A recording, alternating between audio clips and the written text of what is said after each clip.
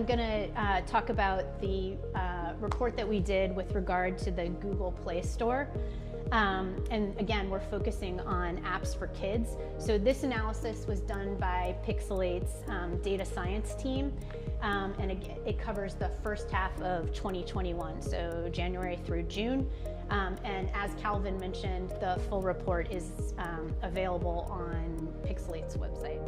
There was no real change when we compared the first half of 2020 to the first half of 2021 with regard to either the overall number of apps in the Google Play Store or the number of apps in the Google Play Store that are for kids. And when we say for kids in this report, what we're basing that on is the rating that the app has in the store. So any rating that makes it clear that it would be, it purports to be for kids under 13, then we would include that as a kids app here. So 87% of the apps in the Google Play Store purport to be suited for audiences that include kids 12 and under. And close to 3 million apps in 2021 in the Google Play Store purport to be suited for kids out of a total of 3.4 million apps. So next we're going to touch on dangerous permissions, which to be clear is a Google term. And so these are some of the permissions that Google classifies as being dangerous: being privately registered, having a non-corporate email, so meaning like a Gmail or a Yahoo, no or undetected terms of service, and then no privacy policy.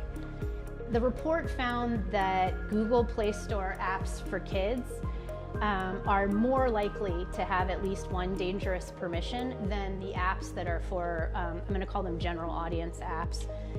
So that's 69% of apps for kids versus 59% of the general audience apps have dangerous permission. I think one of the key takeaways from this is that as far as having no privacy policy or an undetected privacy policy, you see here that it's 20% of the kid ones versus 33% of the general audience ones. So that's a good finding, that the kid apps are more likely to have a detectable privacy policy.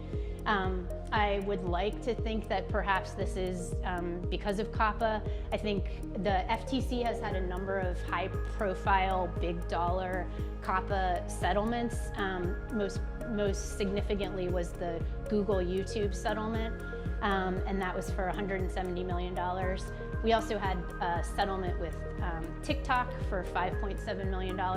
So I'm thinking that these settlements are likely sending a message to industry that if you're out there and kids are on your app, at a bare minimum, you need to have a privacy policy.